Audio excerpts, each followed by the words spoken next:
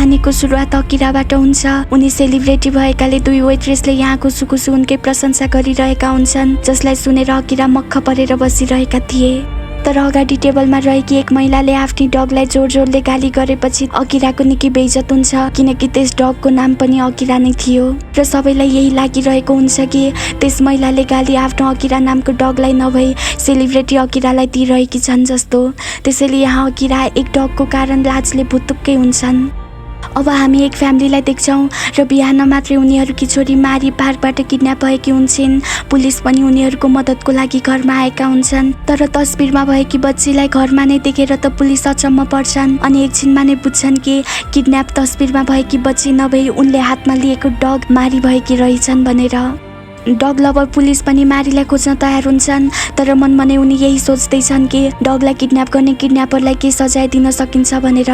तर उता किडन्यापरको ग्याङमा रहेको एक सदस्य जुनलाई त मारी निकै मनपर्छ, किनकि मारीको क्युटनेसलाई देखेर ऊ पनि उनलाई आफ्नो पेट बनाउन चाहेको हुन्छ। अब यही विषयलाई लिएर उनीहरू बीच झगडा हुन थाल्छ अनि मारी यही मौका छोपेर त्यहाँबाट भाग्छिन्। तर मारी भागिसकेकोले किडन्यापर मारीको फ्यामिलीलाई एक ब्याग दिए पैसा त लिन्छ, तर त्यो पुरा स्टेडियममा भएका अफिसरले त उसलाई घेरिसकेका थिए अनि एक डगको लागि यति धेरै पुलिसहरू लाई परेको देखेर यहाँ किडन्यापर आफै पनि दङ्ग पर्छ। किडन्यापरले दिएको ब्यागमा मारी नभई खरायोहरूलाई देखेर मारीको ओनर पनि केही सोच्नै सक्दैनन्। 1 वर्षको समय बितिसकेको हुन्छ र मारी नभेटाएपछि त्यस फ्यामिलीले त्यही खरायोहरूलाई आफ्नो घरको नयाँ मेम्बर बनाएका हुन्छन्, तर सायद उनीहरूको जीवनमा मारीको ठाउँ ती खरायोले पनि लिन सक्दैनन् होला। अनि एक दिन मारीलाई किडन्याप गरेको किडन्यापर जुन मारीलाई एक रुख मुनि देख्छ, जहाँ उनको साथमा उनको 3वटा पप्पीहरू पनि थिए। मारीको खोजीमा अझ पनि जुटिरहेका पुलिस त्यहाँ आइसकेका थिए र यहाँ पुलिस अनि जुन मारीलाई देखेर निकै खुसी हुन्छन्। आखिर डग लभरको लागि डगको खुसी भन्दा ठुलो केही छैन।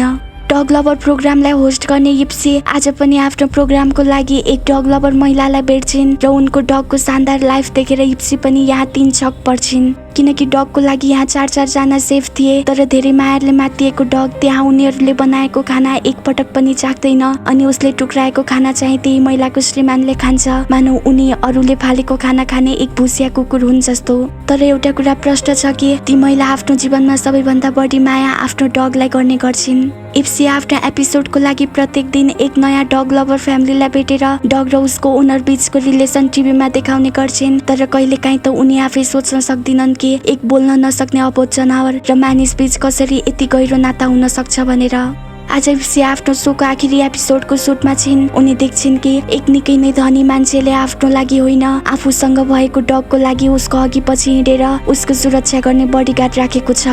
साँच्चीकै एक डग र उसको ओनर बीच निकै नै गहिरो नाता हुने गर्छ, मानौ देख्न नसकिने एक डोरोले उनीहरूलाई जोडिरहेको छ जस्तो। अब हेर्नुहोस् न, यही महिला सेनलाई आज उनको छोराको यति खास दिन छ, ऊ कुनै केटीसँग वैवाहिक सम्बन्धमा बाँधिँदैछ, तर सेन यहाँ चाहेर पनि छोराको खुसीमा खुसी हुनै सकिरहेकी छैनन्, किनकि उनलाई विवाहको डेस्टिनेसनबाट धेरै टाढा रहेको घरमा एक्लै बसेको आफ्नो डग किसीको याद आइरहेको छ। आमालाई खुसी नदेखेर यहाँ उनकी हुनेवाली बुहारी पनि निकै दुखी थिइन् अनि पटक पटक उनी आफ्नो हुनेवाला श्रीमान कङलाई सायद तिम्रो मम्मी हामी दुईको विवाहबाट खुसी हुनु नहोला भनिराख्छिन्। तर सेनलाई त यहाँ हर्षण किसीकै याद आइरहेको हुन्छ। उनी कल्पना गरिरहेकी थिइन् कि घरमा किसी भोकै होला, के खायो होला, कसरी बस्यो होला, के गर्यो होला जस्ता आदि इत्यादि प्रश्नले सताइरहेको थियो। अनि हामी बुझ्छौँ उनी त किसीको आमा बनिसकेकी रहेछन्। तर केही समयपछि उनी यही सोचेर चित्त बुझाउँछिन् कि किसीलाई केही भएको छैन र विवाह सकिन साथ उनी उसलाई भेट्न घर गइहाल्ने छिन्। अब हामी एक बच्चा इचिरोको फ्यामिलीलाई देख्छौँ। आज उसको बर्थडे हुन्छ, त्यसैले यहाँ ऊ र मम्मी केक काट्नको लागि ड्याडीको पर्खाइमा बसिरहेका थिए। ड्याडी पनि केही समयपछि छोराको लागि बर्थडे गिफ्ट लिएर घर आउँछन्। त्यति ठुलो बक्सलाई देखेर इचिरो आफ्नो बर्थडे गिफ्टलाई हेर्न निकै हर्षित भइरहेको थियो अनि ड्याड भन्छन् कि बाबु, यसमा तिम्रो भाइ जिरो छ, प्रमिस गर कि तिमीले यसलाई धेरै माया गर्नेछौ र तिम्रो मायाको साटो उसले पनि तिमीलाई धेरै माया नै फिर्ता दिनेछ र यो कुरा म पुरा विश्वासको साथ भन्न सक्छु। तर बक्सबाट सानो पप्पी निस्किएको देखेर त इचिरो डराएर लुक्न थाल्छ। मम्मी ड्याडी उसलाई फ्यामिलीको नयाँ मेम्बर त्यो सानो पप्पी जिरोसँग भेटाउने कोसिस गर्छन्, तर त्यति क्युट पप्पीसँग पनि डराएर जिरो त्यहीँ लुकिरहन्छ। ड्याडीले जिरोको लागि एक सानो घर बनाइदिइसकेका हुन्छन् जहाँ इचिरो तर्किएर नै उसलाई खाना दिन्थ्यो। तर आफूलाई पढाइले गर्ने जस्तो व्यवहार गरेको देखेर होला जिरो पनि उमाथि पुग्न थाल्छ। इचिरो त कहिल्यै पनि जिरोको नजिक जाने कोसिस गर्दैन, तर जिरो उसको नजिक आउने कोसिस गर्दा पनि ऊ डराएर भाग्थ्यो। एक दिन इचिरोलाई निकै ज्वरो आउँछ अनि रातको समयमा जिरो आफ्नो नजिक आउँदै गरेको देख्दा त उसको मुटुले ठाउँ छाडिसकेको हुन्छ। तर जिरो उसलाई नोक्सान पुर्याउन होइन, आफ्नो भिजेको पन्जा उसको निधारमा राखेर उसको ज्वरो हटाउन आएको हुन्छ। पुरा रात जिरो उसकै साथमा थियो अनि बिहान उसले महसुस गर्छ कि जिरोले उसलाई कति धेरै माया गर्दो रहेछ भनेर।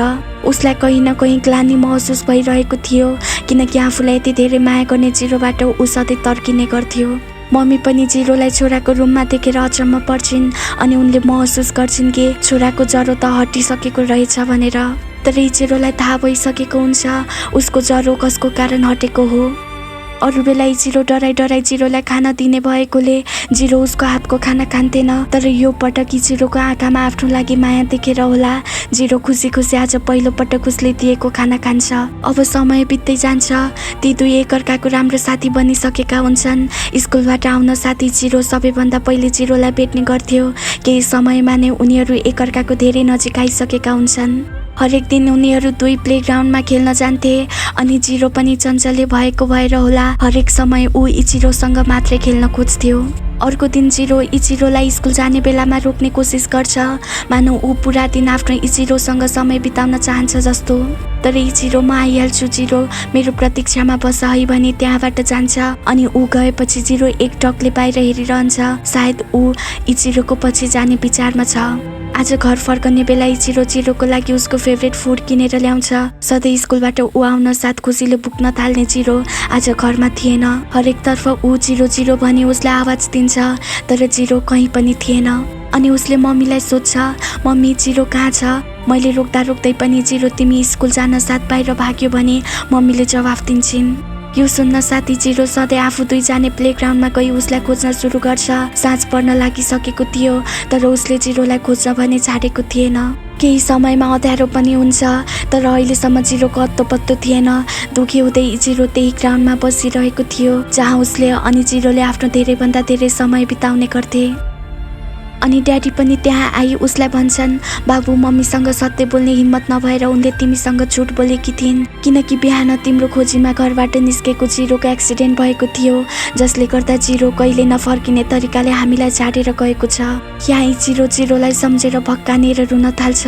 त्यसैले ड्याडी उसलाई नयाँ डग ल्याएर दिने कुरा पनि गर्छन्, तर जिरो, नाइ ड्याडी, जिरो मलाई छाडेर गइसकेको छ र मेरो जीवनमा उसको ठाउँ कसैले पनि लिन सक्दैनन्। अब वर्षौँपछिको समयलाई देखाइन्छ। इचिरोले विवाह गरिसकेको थियो र उसकी श्रीमतीको नाम लिली हुन्छ। इचिरोको जीवनमा सब थोक बदलिसकेको थियो, तर आज पनि ऊ आफ्नो डग जिरोलाई सम्झेर दुखी हुने गर्छ अनि अरू डगलाई आफ्नो पेट मानेर उसले आफ्नो जीवनमा जिरोको ठाउँ अन्य डगलाई दिएको पनि छैन। सानोमा आफू र जिरो खेल्ने प्लेग्राउन्ड अहिले टोटल्ली चेन्ज भइसकेको थियो अनि हरेक दिन इचिरो त्यस ठाउँमा गई जिरोसँग बिताएका ती यादहरू फेरि ताजा गर्ने गर्छ। लिली आफ्नो छिमेकमा रहेको लक्की नामको डगलाई घरमा सदाको लागि ल्याएकी हुन्छन् किनकि लक्कीको ओनर उसलाई छाडेर कहीँ गइसकेको थियो। अनि ऊ मार्केट जान लागेको देखेर लक्की आफ्नो ठाउँबाट उठ्छ किनकि उसलाई यही लागिरहेको थियो कि इचिरोले उसलाई पनि आफूसँगै मार्केट लैजानेछ भनेर। तर इचिरो आफू एक्लै बाहिर जान्छ। केही समयपछि ऊ घर आउँछ, तर आज बोसलाई बुझाउनु पर्ने असाइनमेन्ट उसले कम्प्लिट नगरेको भएर बोसले उसलाई निकै गाली गर्छन्। तर इचिरो बुझ्न सकिरहेको छैन कि यति ठुलो काम उसले कसरी बिर्सन सक्यो भनेर, किन उसले आजकल धेरै कुराहरू बिर्सन थालेको थियो जसलाई यहाँ ऊ पेपरमा लेखेर ती कुरालाई याद गर्ने कोसिस गरिरहन्छ। अनि इचिरोसँग एक कनेक्सन जस्तो महसुस गरिसकेको लक्की पनि यहाँ उसकै नजिक गएर बस्छ किनकि इचिरो टेन्सनमा भएको कुरा उसलाई थाहा भइसकेको थियो। लिली पनि घर आइसकेकी थिइन्। इचिरो र लक्कीलाई एकसाथ देखेर उनी पनि यहाँ निकै खुसी हुन्छन्। रातमा लिली देख्छिन् कि इचिरोले याद गर्न नसकेको कुराहरूको नोटले पुरा रुम भरिसकेको छ। त्यसैले अर्को दिन उनी इचिरोलाई लिएर हस्पिटल जान्छन् जहाँ डाक्टर बताउँछन् कि तिमीलाई अल्जाइमर रोग लागेको छ जसको उपचार गर्न पनि सम्भव छैन।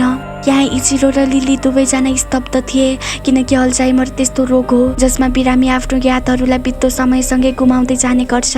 यानि कि अब एक दिन इचिरो आफ्नो सबै यादहरूलाई बिर्सेर आफू को हो त्यो पनि चिन्ने छैन। अनि लिली यहाँ उसलाई सम्हाल्ने कोसिस गर्छिन् र अब इचिरोले आफ्नो जबलाई पनि छाडिसकेको हुन्छ। घरको सामान सकिएकोले एक दिन इचिरो सब जाने कुरा लिलीलाई बताउँछ। यहाँ लिली उसलाई एक्लै छाड्न चाहन्थिनन् तर आफू काममा जानु परेकोले उनी बाध्य थिइन्। हातमा एड्रेस अनि लक्कीलाई डोर्याउँदै इचिरो सबतिर जान्छ जहाँ ऊ लक्कीलाई बाहिर बाँधेर भित्र जाँदै थियो कि त्यतिकैमा एक केटीको कारण उसलाई धक्का लाग्छ जसले गर्दा उसको हातमा भएको एड्रेस पनि भुइँमा खस्छ। यहाँ इचिरोले बिर्सिसकेको थियो ऊ यहाँ किन र के गर्न आएको थियो भनेर। ऊ सुरै नपाइकन अर्कै ठाउँतिर गएको देखेर लक्की उसकै पछि जाने कोसिस गर्छ तर बिचरा पेटीले बाँधिएको कारण ऊ लाचार थियो। तर एक जनावर भए पनि लक्कीलाई इचिरो बिमार छ भन्ने कुरा थाहा भइसकेको थियो अनि धेरै कोसिस पछि लक्की पेटी नै चुडालेर त्यहाँबाट भाग्छ। लक्की अब समय खेर नफालिकन त्यही पार्कमा जान्छ जुन पार्कमा इचिरो आफू बच्चा आउँदा जिरोसँग रमाइलो गर्ने गर्थ्यो। नभन्दै इचिरो पनि त्यही हुन्छ अनि उसलाई रोइरहेको देखेर लक्की जिब्रोले चाटेर उसको आँसु पुछिदिन्छ जसले गर्दा यहाँ इचिरोको मुहारमा मुस्कान आउँछ। अनि त्यहाँ ती दुई त्यही खानेकुरा खान्छन् जुन खानेकुरा इचिरो आफ्नो पेट जिरोसँग खाने गर्थ्यो। इचिरोको चिन्तामा लिली पनि आफ्नो मिटिङलाई बीचमा नै छोडेर ती दुई भएको पार्कमा आइपुग्छिन् अनि ती दुईलाई एकसाथ देखेर मात्रै उनको मन थामिन्छ। एकपछि अर्को गर्दै दिनहरू बित्दै गइरहेका थिए। इचिरो पनि बिस्तारै आफ्नो मेमोरी गुमाउँदै गइरहेको हुन्छ तर अब इचिरो लक्कीमा आफ्नै जिरोको छाया देख्न थालेको थियो अनि इचिरोको ख्याल राख्नको लागि लिलीले पनि अफिसमा केही दिनको छुट्टी लिएकी हुन्छन्। इचिरोले त अब आफू 3 जनाको नाम पनि बिर्सिसकेको थियो त्यसैले यहाँ ऊ तस्बिरमा सबैको नाम लेखेर राख्छ किनकि ऊ सब थोक बिर्सिए पनि लिली अनि लक्कीलाई बिर्सन चाहँदैन। एक रात लिली देख्छिन् कि इचिरो फुटेको ऐनामा आफूलाई हेर्दै आफू को हो त्यसको बारेमा याद गर्ने कोसिस गरिरहेको थियो अनि सिसाको कारण उसलाई चोट पनि लागेको हुन्छ।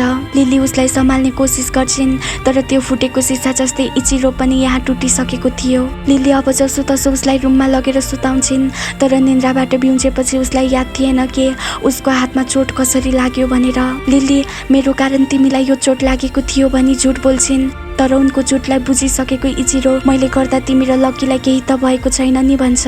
यहाँ इचिरो आफ्नो घाँटी अचेटेर सुसाइड गर्न खोजेको हुन्छ तर लिली उसलाई एक झापड दिएर शान्त गर्छिन् तर अब त लिली पनि भित्रभित्रै टुटिसकेकी छन्। लिली अब डिप्रेस हुन थालेकी थिइन्। उनी न त आफ्नो काममा नै ध्यान दिन सकिरहेकी थिइन् न त इचिरो अनि लक्कीको ख्याल नै राख्न सकिरहेकी छन्। अनि लक्कीको खुसीको लागि एक दिन उनी लक्कीलाई एनिमल सेन्टरमा दिन्छन्। सायद उनले यो बुझेकी छैनन् कि उसको खुसी त इचिरोसँग रहनमा छ भनेर। आफ्नो यो निर्णयले उनी पनि यहाँ निकै दुखी थिइन्। त्यहाँको मान्छेले उसलाई लैजान्छन् अनि लक्की पनि एकछिन रोकिएर लिलीलाई निहालिरहन्छ तर यहाँ लिली ऊ के चाहन्छ त्यो बुझ्न असमर्थ हुन्छन्। केही समयपछि उनी घर फर्किन्छन् तर यहाँ त इचिरो कपडा कसरी लगाइन्छ त्यो पनि बिर्सिसकेको थियो। भोलि बिहान लिली देख्छिन् कि इचिरो घरको चारैतिर लक्कीलाई खोजिरहेको छ। उनले बुझ्छिन् हिजो लक्कीलाई एनिमल सेन्टरमा दिएर उनले कति ठुलो गल्ती गरिछन् भनेर।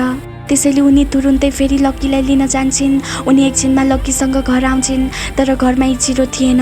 अब लक्की उनलाई लिएर पार्कमा जान्छ जहाँ इचिरो एक्लै बसिरहेको थियो यानि कि उसले सबै बिर्से पनि जिरोसँग पार्कमा बिताएका पल कहिले बिर्सने छैन। यहाँ इचिरो लक्कीलाई जिरो भनी बोलाउँछ। लिली बुझ्छिन् कि अब उसलाई जिरो बाहेक केही याद छैन भनेर तर यो दुनियाँमा नभएको जिरो उनले उसलाई कसरी दिनेछिन् त्यो उनलाई थाहा छैन किनकि लक्कीलाई आफ्नो नाम बाहेक अरू नामबाट बोलाएको मन पर्दैन। तर आज लक्की उसको माया अनि उसको स्थितिलाई बुझेर होला आफ्नो वास्तविक पहिचानलाई बिर्सिएर इचिरोको जिरो बन्न तयार हुन्छ। यो देखेर लिली यहाँ अचम्म पर्छिन् अनि इचिरो उसलाई भन्छ कि जिरो तिमीले आउन कति ढिलो गरेको तिमीलाई थाहा छ मैले तिमीलाई कति पर्खिएको थिएँ तर अब केही छैन तिमी मसँग फर्कियौ नि। लिली पनि यहाँ निकै खुसी हुन्छन् किनकि अब इचिरोलाई उसको जिरो बनेको लक्कीले सम्हाल्नेछ। उसले उनलाई नचिनेर के भएर उसको खुसीमा नै उनको खुसी छ। अब हामी अर्को डग लभर सोफीलाई देख्छौँ जसले केही समय अघि मात्रै आफ्नो सानो डग भेनिलालाई गुमाएकी थिइन्। भेनिला बितेपछि सोफी आफूलाई सम्हाल्न नै सकिरहेकी छैनन्। सबैको माझ हुँदा पनि उनी आफूलाई एक्लो महसुस गरिरहेकी हुन्छन् किनकि अब उनको साथमा उनको भेनिला छैन। अनि आज पनि भेनिला खेल्ने त्यो बल देखेर उनी उसलाई सम्झेर बक्कानिएर रुने गर्छिन्। आफ्नो कपडामा टाँसिएको भेनिलाको रौँले पनि उनलाई उसको याद दिलाइरहन्छ। तर एक दिन उनी देख्छिन् कि एक बच्ची उनको भेनिला जस्तै देखिने आफ्नो डगसँग खेलिरहेकी छिन्। एक पलको लागि उनलाई त्यो डग भेनिला नै हो कि जस्तो लाग्छ, तर अर्को पलमा नै उनलाई महसुस हुन्छ कि भेनिला त उनलाई छाडेर धेरै टाढा गइसक्यो भनेर। अनि उनी त्यस डगलाई सुमसुम्याउँदै निकै माया गर्छिन्।